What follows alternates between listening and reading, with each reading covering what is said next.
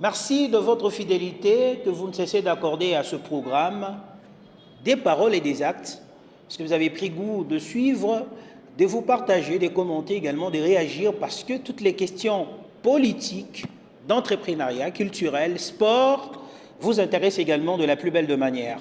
C'est toujours un plaisir de recevoir des différentes personnalités, jeunes, vieux, mamans, filles, qui se démarquent dans un domaine particulier, afin de nous apporter un éclat, parce que la République démocratique du Congo va devoir évoluer également par différentes critiques, non seulement des critiques, mais également de visions, de propositions également, de jeunes qui se sont démarqués dans leur domaine, mais également par rapport à leur qualité pour le bien-être de la République démocratique du Congo. C'est vrai, à l'annonce de cette émission, beaucoup de gens nous ont posé de questions, beaucoup de gens ont également fait enregistrer leurs questions pour que nous puissions lui poser. Lui, il s'agit bien entendu de M. Yann Kimba. Il a plusieurs noms.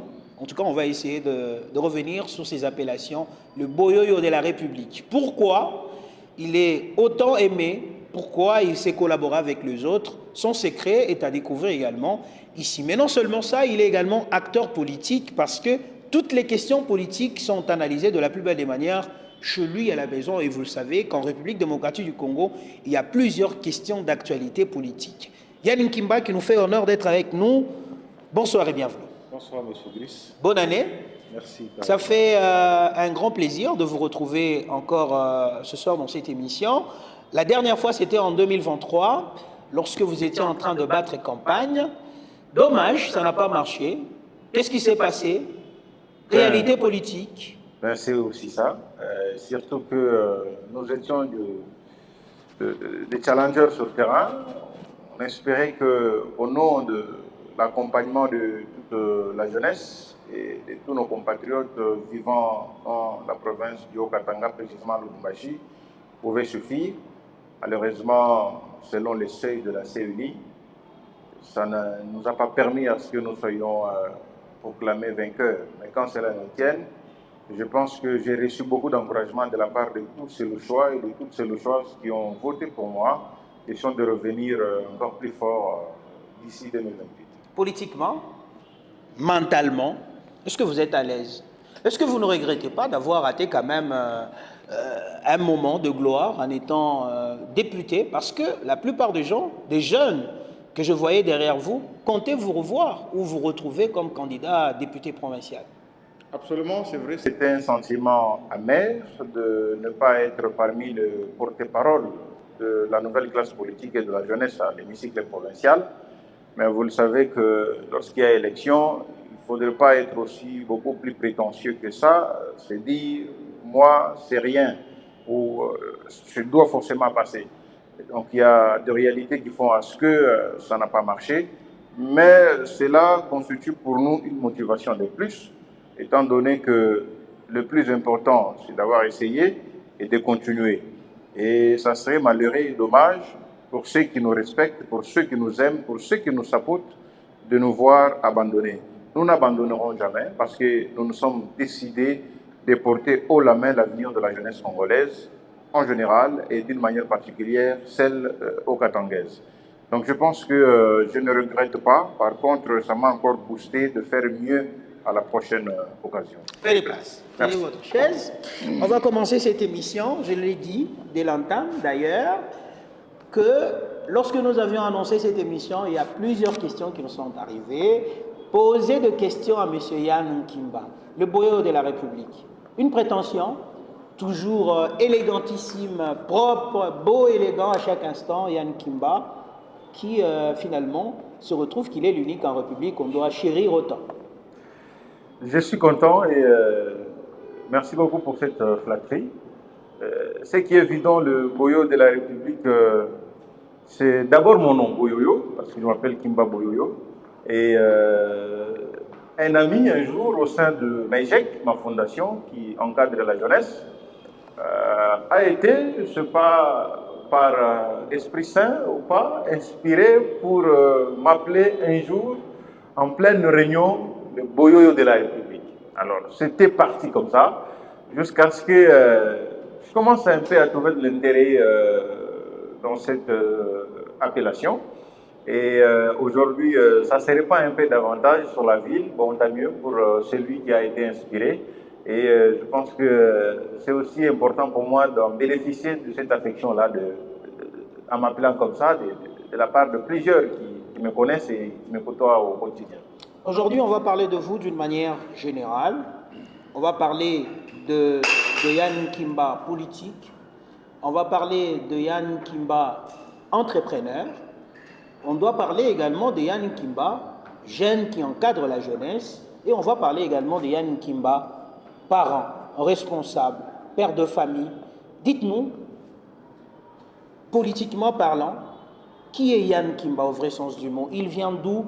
D'un coup, c'est ces jeunes qui est trop apprécié par d'autres jeunes. Il rassemble autant de jeunes lorsqu'il les appelle pour l'écouter. Qu'est-ce qui se passe? Il vient d'où? Qui il est exactement? Il faut savoir que Yann Kimba, c'est un Congolais. Je ne voudrais pas aussi plonger dans ce débat de père et de mère, mais au moins je suis Congolais de père et de mère, pour ceux qui veulent bien l'entendre. Hein. Et je suis né de papa Marcel Pandé et de maman Solange Kimba, de qui je tire mon nom. C'est le nom aussi de mon grand-père. Alors, je suis chez nous le troisième fils, ou le troisième enfant plutôt, et le dernier fils de ma famille, en fait. Donc, je suis le cadet. Je suis le cadet et l'unique garçon de ma famille parce que ceux qui m'ont précédé sont des dames qui sont déjà mariées, y compris ma personne également. Hein. Et voilà, je suis, pour ceux qui veulent aussi l'entendre, hein, je suis katangais. C'est-à-dire ressortissant du Katanga. Oui. Et puis, voilà, je suis également marié, ami de plusieurs, surtout au travers ma fondation, au travers également la politique. Donc, je me suis fait familier à beaucoup de compatriotes qui veulent qu'on chemine ensemble dans la même vision. Et c'est un peu bref en termes d'études. Je suis licencié en sciences commerciales et financières, option comptabilité. Je suis également fonctionnaire de l'État au sein du ministère de Mines, d'un service de l'État. Donc, en bref, c'est ça, Yann Kimba. Comptable de formation, qui maîtrise la comptabilité. Il faudrait rester dans cette comptabilité, être membre de la RSP peut-être, être un véritable comptable dans le Haut-Katanga, mais finalement, il se décide de faire la politique. Ça commence d'où ça? C'est quoi la motivation de faire la politique? C'est parce qu'il y a beaucoup d'argent facile, ce que les gens pensent? Pas du tout, au fait. Je me suis retrouvé en politique par passion d'aider mon pays. Certes, les gens peuvent aussi me convaincre en disant tu peux aider ton pays en étant comptable, pas forcément en étant politique. Mais l'évidence, c'est que la politique a toujours été un point culminant au cœur de mon être, en fait. Et j'ai toujours eu un faible pour la politique. Et depuis mon jeune âge, j'ai toujours été plus proche des acteurs politiques. Et en grandissant ainsi, j'ai pris le goût depuis mon jeune âge. Et j'ai compris que la politique était également ma route principale sur laquelle je devrais me retrouver pour apporter un changement au cœur de ma communauté, au cœur de mon pays, au cœur de ma province. Et surtout quand j'ai senti que j'étais aussi parmi les gens qui pouvaient parler de la République, se faire entendre et comprendre par les autres compatriotes qui ont vu en moi également cette ouverture-là d'esprit pour être un véritable politique. Et j'en ai saisi effectivement cette opportunité avec le soutien de plusieurs. Et aujourd'hui, je vais vous garantir sans fausse modestie, je me sens davantage, beaucoup mieux quand je parle de la politique et lorsque je parle d'autre chose. C'est vrai, au boulot, j'assume le rôle de comptable. Mais en dehors de ça, je crois que la politique également me préoccupe au plus haut point parce que j'ai aussi une vision pour la jeunesse congolaise.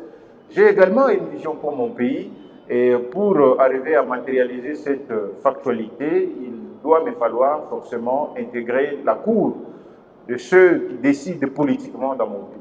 Et c'est ce que je fais. Puisque vous avez parlé de la politique, il y a une question également directe, avant que nous puissions continuer. Je vais vous poser une question directe. C'est qui l'image en politique qui vous inspire de plus dans le pays? Sincèrement, je dirais Joseph Kabila. C'est vrai, je ne suis pas de sa famille politique, mais je pense qu'au pays, Joseph Kabila incarne plus de vertus. Parce qu'il ne parle pas. Plus de valeurs. Non, mais le parler ou le non-parler, c'est l'éducation de chacun d'entre nous, ça dépend. Oui. Qu'est-ce qu'il a fait de si merveilleux à pouvoir conquérir le cœur de Yann Kimba, le prendre comme modèle politiquement? La gestion pendant 18 ans, bon, que d'ailleurs vous, à un certain moment, les gens à l'époque de l'opposition... Moi j'ai toujours été dur envers la gestion des 18 ans du président Joseph Kabila. Mais ici, je ne parle pas de Joseph Kabila comme gestionnaire, parce que s'il faut qu'on analyse sa gestion, parce qu'il y a beaucoup de gens qui sont intervenus, lui seul ne pouvait pas gérer toute cette république. Oui. Il devrait se faire accompagner par les autres, le ministre, le DG, les décideurs, y compris au dernier qui est le chef d'État. Oui. Alors je parle de Joseph Kabila comme une icône politique, en qui j'ai vu des valeurs, certes, toutes ces valeurs n'ont pas bénéficié à la République, mais Joseph Kabila, c'est un détenteur d'une vision, à mon humble avis, si elle était scrupuleusement respectée et suivie par tous ceux qui l'ont côtoyé, je crois que mon pays connaîtrait un changement remarquable au cœur de l'Afrique et surtout au cœur de la sous-région. C'est quelqu'un, quand vous l'observez, il connaît et il détient le secret du développement de ce pays. Mais malheureusement pour Joseph Kabila, il a manqué un entourage qui pouvait matérialiser cette grande vision. Vous savez bien que même pour nous qui sommes les chrétiens, Jésus-Christ a tracé la voie. Il a demandé aux disciples de perpétuer l'œuvre divine en annonçant la bonne nouvelle à travers les nations. Oui. Ce qui veut dire que Jésus-Christ était le détenteur de cette vision-là. Mais pour que cette vision soit matérialisée, Jésus-Christ avait besoin de ses disciples. Et sans ses disciples, je crois que Jésus-Christ, à mon humble avis, passerait inaperçu sur la terre. Et aujourd'hui, si on parle encore de Jésus-Christ, puisque le christianisme n'est pas la seule religion, c'est parce qu'il y a eu des gens qui ont porté haut la main cette vision de Christ. Et aujourd'hui, à notre ère, nous continuons à prêcher le nom de Christ. Comme d'ailleurs il est écrit dans la Bible par Saint Paul, le grec cherche la sagesse, les Israélites cherchent un signe miraculeux, mais nous prêchons Jésus-Christ. Pour prêcher Jésus-Christ, il faut entrer dans sa vision et incarner toutes les valeurs de sa vision pour le répandre à travers l'humanité. C'est ce qui a manqué à Joseph Kabila. Joseph Kabila avait certes une vision large pour le grand Congo, mais il a manqué ces véritables disciples qui pouvaient perpétuer cette vision afin que, même sans lui, que le Congo décolle. Comment ça se passe, l'état de santé de l'Union Sacrée, pour l'instant? Je dirais l'état de santé de ma famille politique, ma grande famille politique qui est l'Union Sacrée. Je crois déjà à 70% ça va, pour ne pas exagérer à 100%, parce qu'il y a toujours des tensions qui se laissent voir un peu par-ci, par-là. Jusqu'au jour d'aujourd'hui, nous attendons cet oiseau rare qui va nous permettre de mettre en place les gouvernements afin que nous ayons enfin en place, nous ayons des institutions en place qui vont aussi accompagner le président Félix Tshisekedi dans sa vision pour que voilà, la vie des Congolais qui concerne au plus haut point l'intérêt de tous les dirigeants, de tous les futurs dirigeants, puisse être matérialisé et aussi trouver des moyens très efficaces et permanents pour éradiquer cette insécurité qui endeuille au quotidien nos compatriotes dans la partie orientale de mon pays. Je crois qu'il y a des priorités. Ça m'inquiète un peu, ça m'angoisse un peu parce que ça prend un peu de temps. Avec l'allure avec laquelle nous constatons l'unité qui bat son plein dans la partie orientale, je crois qu'il est strictement demandé à l'informateur, qui est M. Kabouya, de peaufiner le plus vite possible son travail d'informateur pour permettre au chef de l'État de nous nommer le Premier ministre et ce dernier puisse nous donner son gouvernement. Donc je pense qu'au-delà de ça, il y a aussi des couacs, des tractations encore au niveau provincial, surtout dans ma province du Haut-Katanga, il y a encore des tractations autour de la désignation du gouverneur de province. On va en parler. Donc voilà, c'est un peu ça. Et justement, parce que vous l'avez dit, que c'est à 70% de la santé des lignes sacrées de la nation, jusque-là, on attend le gouvernement, vous l'avez dit, le président de la République continue à se déplacer.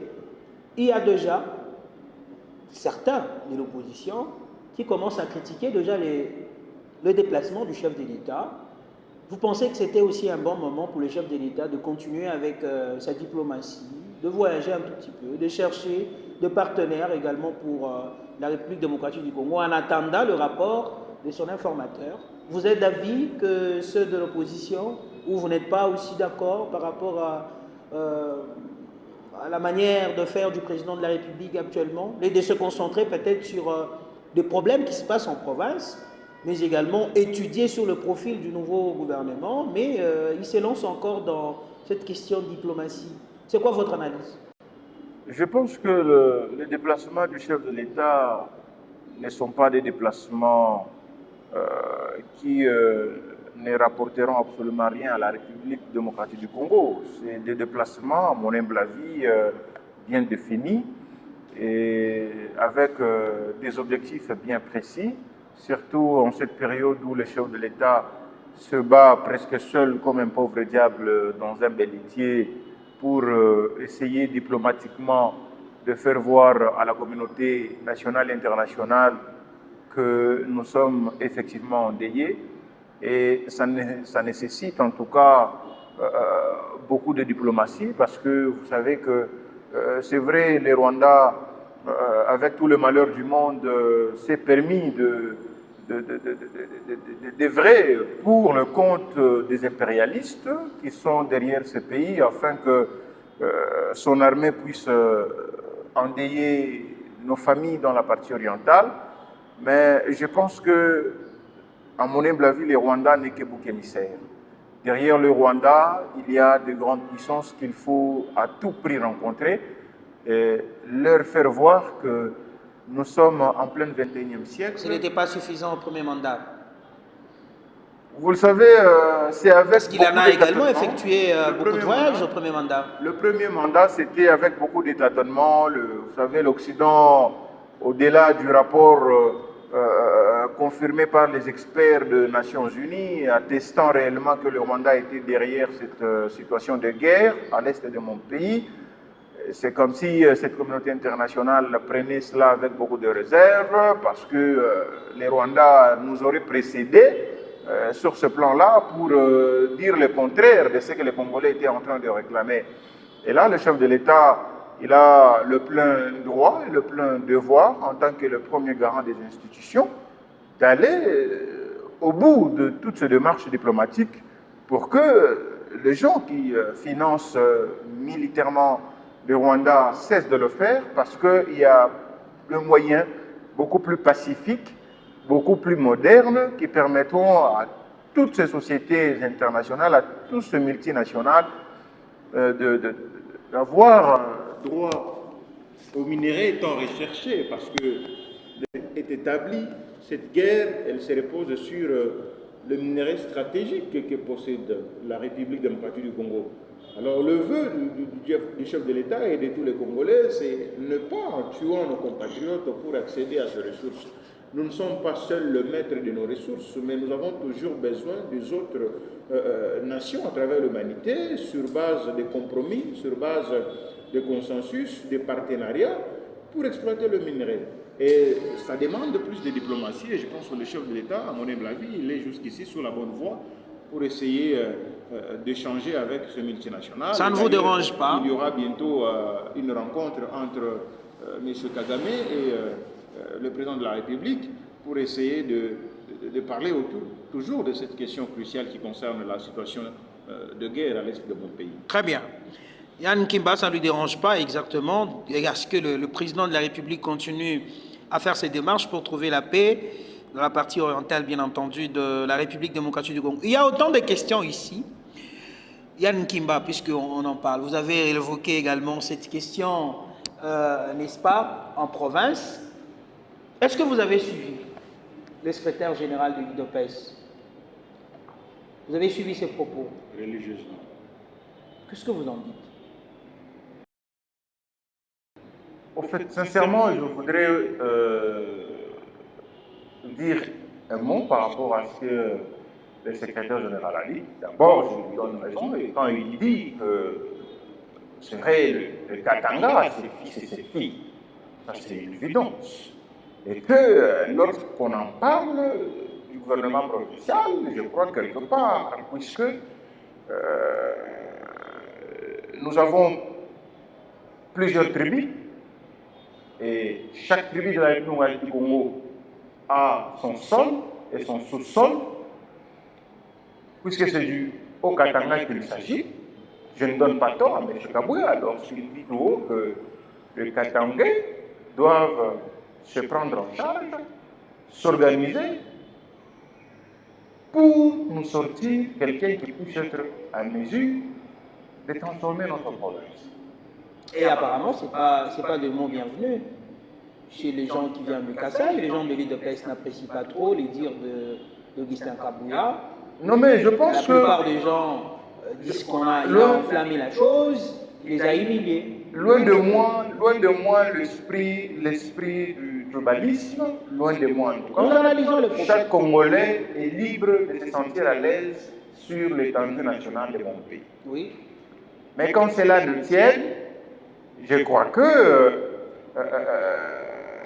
le Katanga, c'est une province comme toutes les autres provinces. Elle mérite également le respect de tous les autres peuples.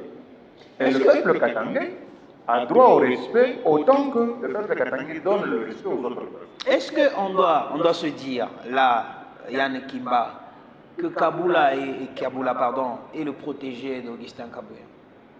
Là maintenant, s'il faut qu'on analyse, on parle de M. Kaboula, qui respecte d'abord ses frères, un Katangais qui soit valeureux aussi.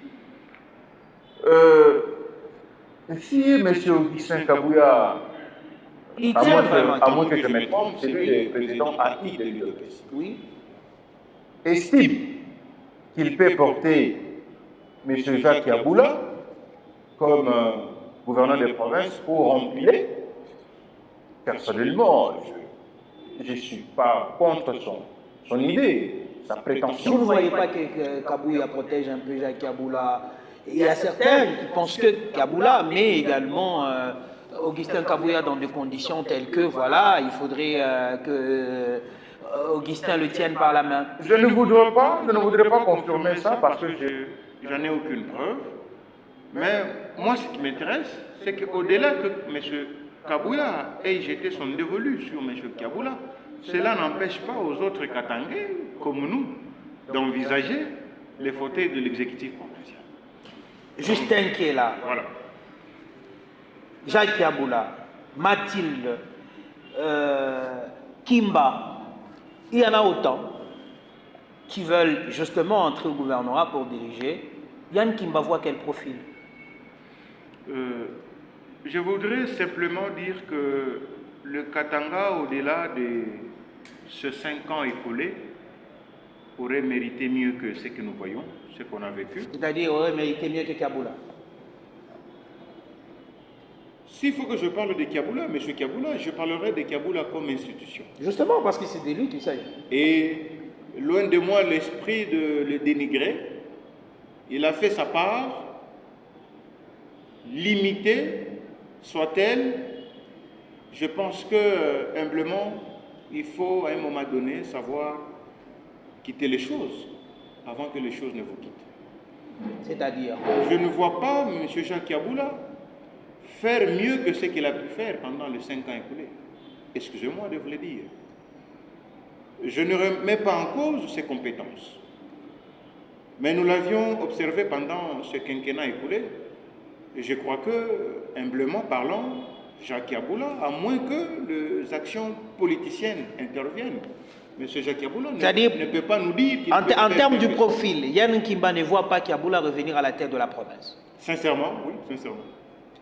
Qui alors, parmi les candidats, que vous voyez qu'il peut relever le défi, qu'il peut donner une belle image pour le Haut-Katanga, votre province que vous chérissez d'ailleurs tout à l'heure, vous l'avez dit, à des milliers de téléspectateurs qui vous regardent.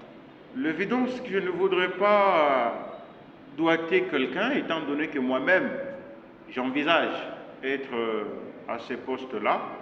Vous n'avez pas déposé la candidature. Pour ceux qui ont déposé la candidature. Mais au moins, je sais qu'il y a d'autres Katangais qui peuvent, avec beaucoup de dignité, diriger cette province et faire mieux. Kiaboula, je ne remets pas en cause ce qu'il a pu faire. À mon humble avis, j'estime que c'est suffisant. Dans la continuité des actions étatiques de l'État, je pense qu'il est temps que M. Kiaboula parte par la grande porte et qu'on cherche notre Katangais. Vous avez peur de nous dire votre choix? Nous-mêmes, sur le profil de candidat déposé. Moi, je n'ai pas de choix. Je voudrais seulement, s'il faut que j'énumère quelques qualités de celui qui peut gouverner la province. Par exemple, c'est justement la question, Yann Kimba. C'est justement la question. Il doit être. Vous avez vu le candidature déposée. Vous maîtrisez quand même certains profils de différents candidats qui sont là. Vous, en tant qu'analyste politique, ici vous répondez en tant qu'analyste politique, tout simplement. C'est quoi le profil du prochain gouverneur? Si et seulement si, comme vous avez dit, ça me plaît. Kiaboula, ok, il fera plus mieux. Ça me plaît. Je pense que le prochain exécutif provincial doit être un fédérateur. Le prochain exécutif provincial doit être à la hauteur des attentes de la population. Donnez-moi seulement 2 minutes et je vais vous épingler les difficultés que traverse le Haut-Katanga. Allez-y. Nous avons, sur toute l'étendue du Haut-Katanga, un problème très sérieux de route. Oui. Toutes les artères de la ville de Lubumbashi, de Likasi, de Kipushi sont délabrées. Nous avons un problème très sérieux aujourd'hui de l'électricité. Quel est le quartier aujourd'hui à Lubumbashi, dans le Haut-Katanga, qui ne connaît pas de délestage, ce phénomène-là? Aucun. Oui. Nous avons un problème extrêmement sérieux de l'eau potable.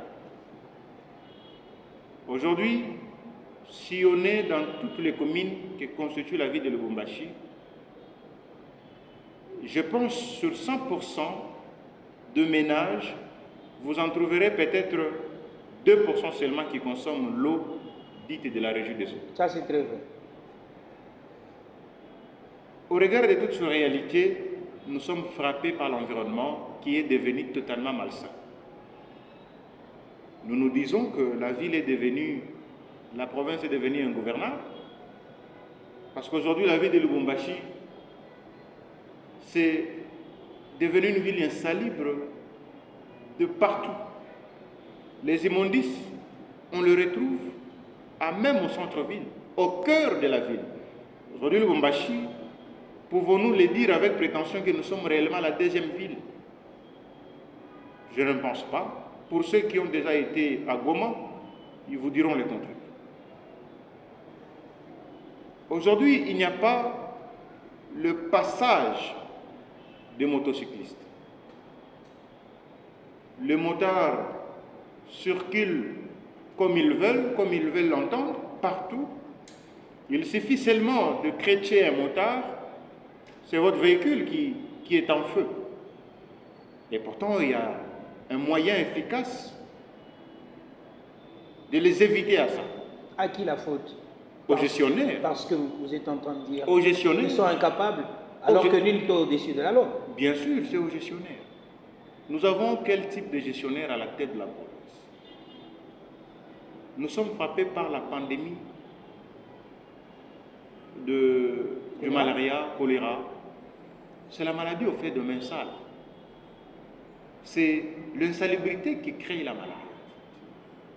C'est l'insalubrité qui crée le choléra. Mais à quoi ressemble aujourd'hui la ville de Lubumbashi? Le choléra, même en plein centre-ville de Lubumbashi, nous sommes frappés.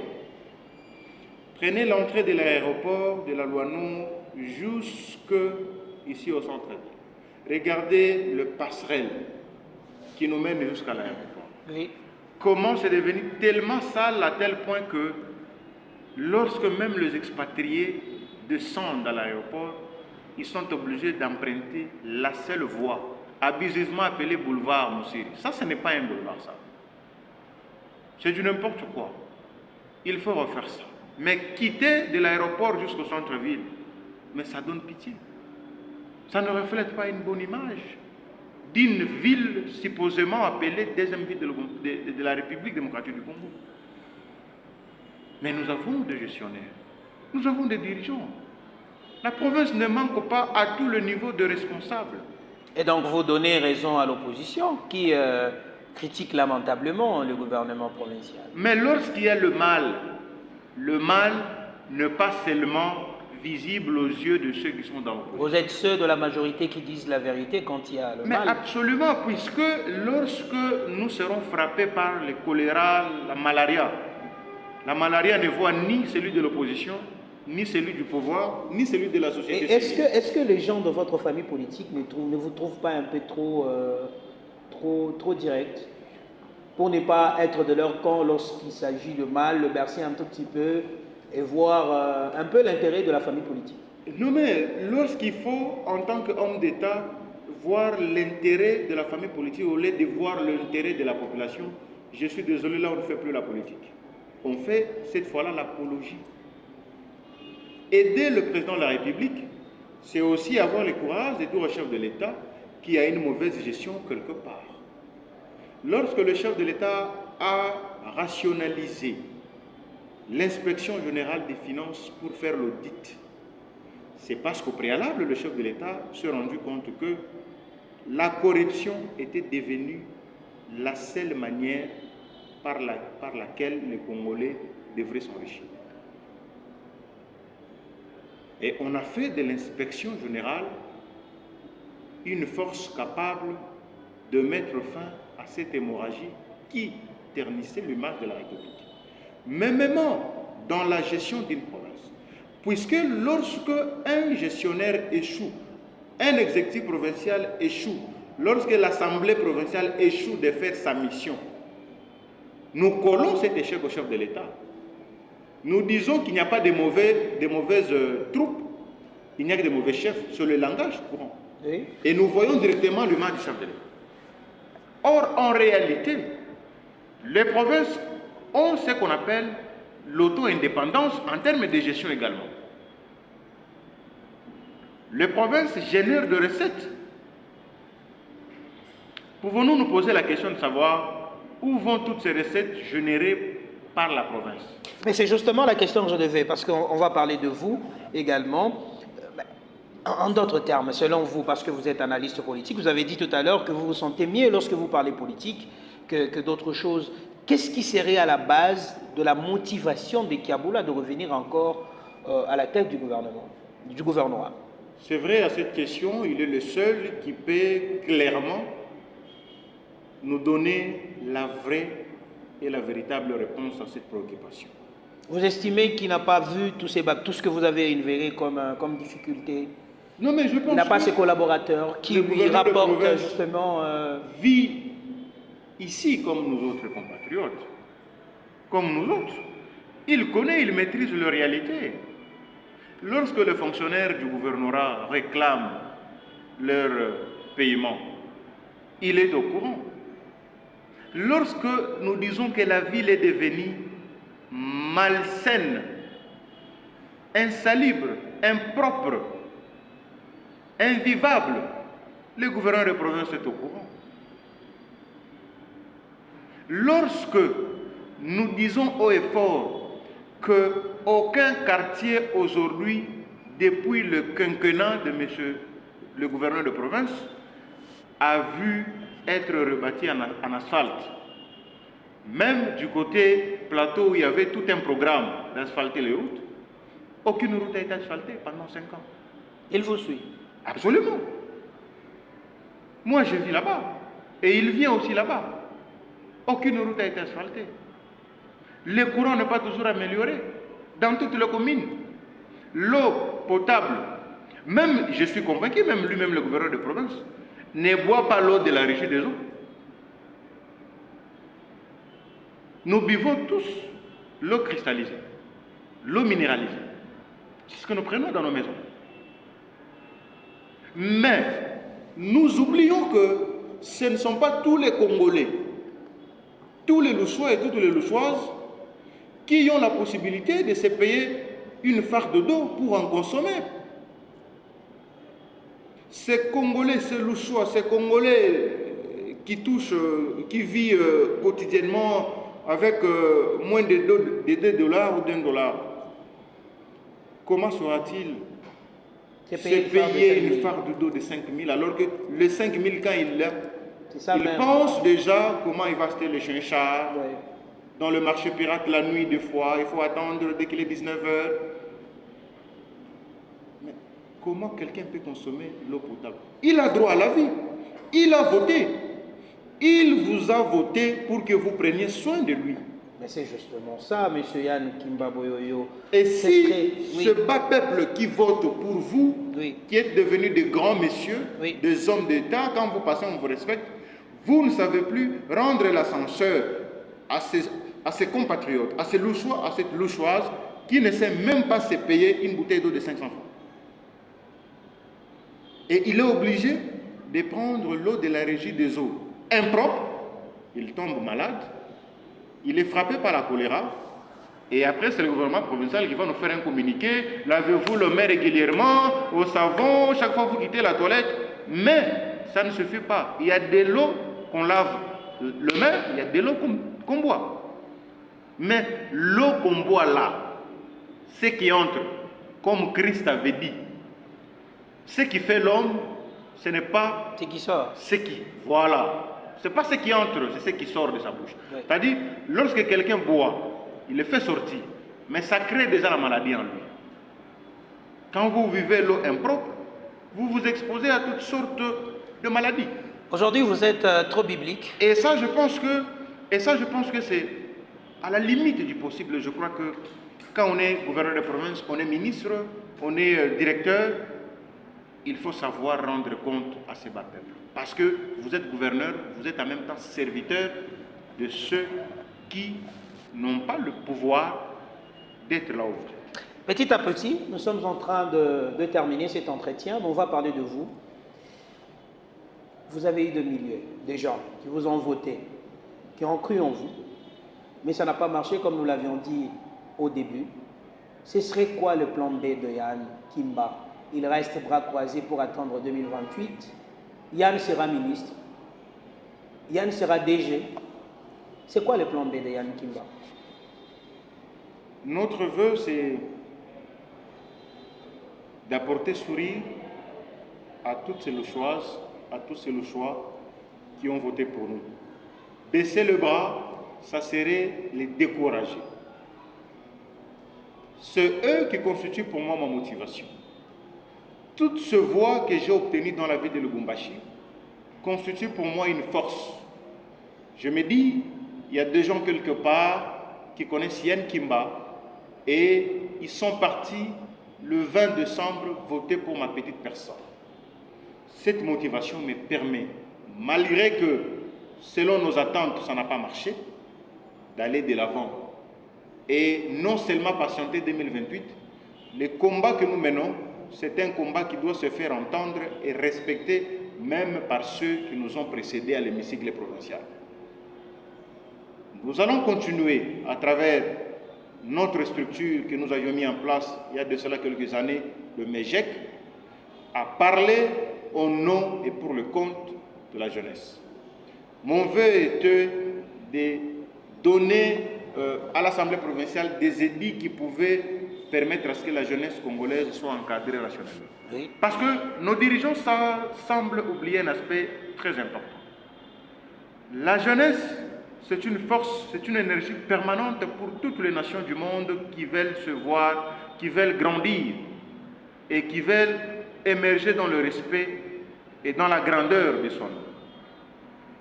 Une jeunesse qui n'est pas bien encadrée, c'est une jeunesse qui sera contre la République. Très bien. Et toutes les nations du monde qui ont compris que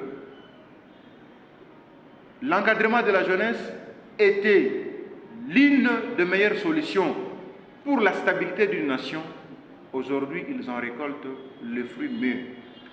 Pourquoi les jeunes vous aiment autant?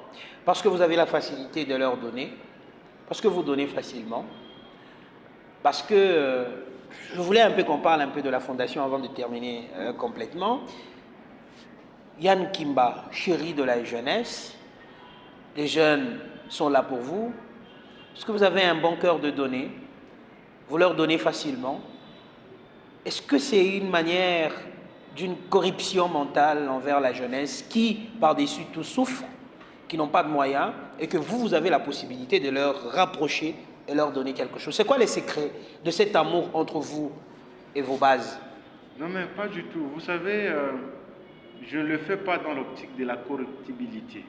Loin de moi cette option. Et d'ailleurs, je n'en ai pas de moyens pour procéder à cette pratique condamnable d'ailleurs. Mais servir les gens, servir les autres, c'est à ça que Dieu nous a conviés.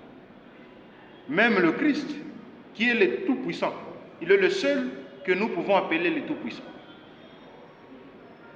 Mais il était au cœur d'un service qu'il a rendu à toute l'humanité. Et grand que c'est lui qui sert. Et aujourd'hui, c'est ce qui fait même à ce que nos dirigeants africains, généralement, et particulièrement nos dirigeants congolais, ne comprennent pas que il n'y a aucun blanc, aucun Occident aujourd'hui, aucun Français, aucun Anglais qui peut interdire à un gouvernement, par exemple, national, d'encadrer sa jeunesse. Il n'y a aucun Anglais, aucun Français qui peut dire à un gouverneur de province de ne pas asphalter les routes sur la ville de Lubumbashi. Il n'y a aucun blanc, aucun Asiatique qui peut interdire au gouvernement de payer ses fonctionnaires. Aucun. Il n'y a aucun blanc, aucun Asiatique, aucun Océanique qui peut interdire aux dirigeants d'un pays africain de donner de l'eau potable à sa population. Nous sommes nous-mêmes le porte-malheur de nos nations africaines, de nos compatriotes. Vous avez des partenaires à l'étranger pour votre fondation? Je n'en ai pas de partenaires à l'extérieur, mais au moins j'ai seulement l'appui de mes amis jeunes qui sont toujours au sein de la fondation. Et ensemble avec eux, nous imaginons entamer des démarches beaucoup plus sociales, hein, qui puissent aussi bénéficier à ces compatriotes qui ont toujours besoin de voir la présence des autres à leur côté et de leur remonter le moral, de leur donner ces sourires. C'est toujours important dans une société. On ne devient pas riche par soi-même. On ne devient pas grand par soi-même. Quand Dieu décide de vous élever, ce n'est pas une prédication, mais c'est juste une analyse objective.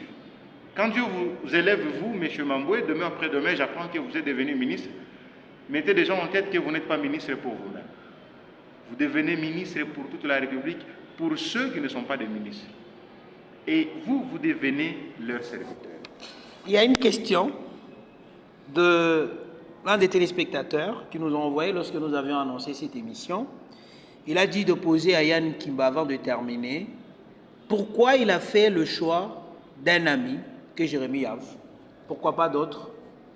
Parce qu'ils sont tous élégants, Ou qu'est-ce qui se passe? Pourquoi seulement Jérémie? J'apprécie au fait cet esprit ouvert de mon compatriote. C'est quoi encore le nom? Lauriane. Ah, Madame Lauriane. C'est Lauriane. J'apprécie et je salue. Oui, c'est Jérémie que j'aime beaucoup. C'est, en fait, pour moi, il est au-delà d'être un ami. En fait. C'est un frère. Donc, je me reconnais en fait en lui. Et je trouve en lui une intelligence que je n'ai jamais vue dans les chefs de beaucoup de gens que j'ai jusqu'ici avoir la chance de rencontrer. Jérémie Yave, c'est une intelligence éclatante. Et c'est avec beaucoup de modestie que je suis derrière lui. Et pour moi, ça ne sera pas pour moi une honte un jour d'être au service de Jérémie Yave. Devant lui, je m'humilierai toujours. On va se tenir debout pour clôturer cette émission, mais avec une question. Ça sera la dernière. Yann Kimba, responsable d'une fondation, comptable de formation, acteur politique. Mais pourquoi vous ne voulez pas associer certains membres de votre famille à l'association? Vous ne donnez pas de postes à certains membres de votre famille. Vous écartez les membres de votre famille. Est-ce que vous ne voulez pas que les membres de votre famille s'associent à vos biens? Vous ne voulez pas qu'ils comprennent d'où viennent à chaque moment des bacos, de jolis bacos, de vestes, et cette élégance? Vous ne voulez personne, vous voulez qu'ils apprennent de loin au téléphone. Qu'est-ce qui se passe avec certains membres de vos familles? Je ne voulais pas parler de votre vie privée, mais c'est une question Qui a été aussi posée. Justement. D'abord, je vous rassure que dans tout ce que j'ai entrepris jusqu'ici, ma famille, particulièrement ma mère, a été d'un apport extrêmement considérable. Vous savez, je vais peut-être vous faire une indiscrétion. Ça n'arrive pas à tous les jeunes acteurs politiques quand il faut aller dans un concours d'élection, d'unifier toute la famille. J'ai beaucoup d'amour, beaucoup d'abnégation, d'envie de vivre toujours avec ma famille. Est-ce qu'ils ont des tâches au sein de votre fondation? Ils sont toujours là. C'est ça la question. Et d'ailleurs, oui. Celui qui chapeaute la mobilisation au sein de ma structure, c'est mon frère. C'est mon frère. Très bien. Et au-delà de ça, c'est une structure qui ne doit pas être identifiée à ma famille. Ce n'est pas ça la question. Même si au sein de ma famille, il y a des gens capables de m'accompagner, et ils m'accompagnent d'ailleurs. Mais cette structure, elle est appelée une structure de tous les jeunes, de toutes les familles, à travers ma province et à travers la République, mon pays. Donc je pense que si jamais je ne bénéficiais pas du soutien de ma famille, je crois que mes GEC n'existeraient certainement pas. C'est-à-dire la question a une réponse de dire il y a certains membres de votre famille dans la gestion de la fondation. Absolument, et d'ailleurs ils sont là. C'est vrai, les autres n'ont pas des responsabilités très rapprochées, mais ils ont quand même leurs tâches respectives qu'ils assument aussi avec beaucoup d'amour, avec beaucoup d'abnégation, au même pied que tous ces autres jeunes qui viennent d'ailleurs, qui ont accepté de faire de moi une personnalité bien connue, parce que c'est grâce au MEGEC d'abord que je me suis fait connaître sur la ville de Lubumbashi, et grâce également au soutien de ma famille. Ça ne vous a pas dérangé cette question? Non, mais pas du tout. D'ailleurs, je me sens très bien à l'aise. C'est pour moi d'ailleurs l'occasion aussi de saluer toute ma famille, de saluer aussi ma mère, Maman Solange Kimba. Donc je la salue, et je salue également tous ces jeunes. Aujourd'hui, au moment où je suis en train de parler avec toi, ils sont réunis quelque part en train de mettre en place des stratégies pour que nous puissions relancer déjà très bientôt les actions qui concernent de près notre structure qui est le MEGEC. En tout cas, toute l'équipe vous dit merci, M. Yann Kimba. C'était un grand plaisir de vous recevoir dans cette émission vous avez associé vos paroles et des actes. Nous l'avions compris. Mille merci à vous. Cette émission est terminée. Vous l'avez appréciée sans doute. Vous allez couper à chacun la partie qui va devoir lui intéresser. Là où vous avez posé des questions, nous avons posé également des questions. J'ose croire que Jérémy Have ne peut que être content d'avoir déjà quelqu'un qu'il admire autant. Et je pense que la famille, vous avez la réponse. Et toutes ces personnes qui ont posé la question ou des questions depuis Kasumba Lessa, je pense que Yann Kimba a essayé de répondre toutes les questions possibles et je pense que vous serez très satisfaits. C'est terminé cette émission. Mille merci à vous. On se retrouve très prochainement. Bonsoir.